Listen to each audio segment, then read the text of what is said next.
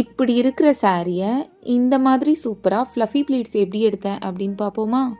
Sorry கையில் வாங்கும்போது என்னவோ நல்லா தான் இருந்தது. ஆனால் ப்ளீட்ஸ் எடுக்கும்போது தான் தெரிஞ்சது சாரியில் ஏகப்பட்ட வில்லங்கம் அப்படின்ட்டு. இது ஒரு மாடலோட சாரி. அவங்களோட வெட்டிங்க்கு ட்ரேப் பண்ணதுக்கப்புறம் தூக்கி அப்படியே பீரோவில் வச்சுட்ருக்காங்க. ஸோ அதனால் சாரி பயங்கரமாக டேமேஜ் ஆகிட்டுருக்கு. அதுவும் அவங்க ப்ரீ ப்ளீட் பண்ணி தான் அதை பீரோவில் வச்சுருக்காங்க. அந்த டேமேஜ் ஆன சாரியை, சரியெல்லாம் உடஞ்ச சாரியை பக்கவாக நம்ம ப்ரீ ப்ளீட் பண்ணியாச்சு. ப்ரீ ப்ளீட் பண்ணி ஃப்ளஃபி எடுக்க தான் ரொம்பவே கஷ்டமாக இருந்தது. ஏன்னா நமக்கு ஃப்ளஃபி வேணும் அப்படின்னா சாரி நல்லா உங்களுக்கு வந்து ஸ்மூத் ஃபினிஷில் இருக்கணும்.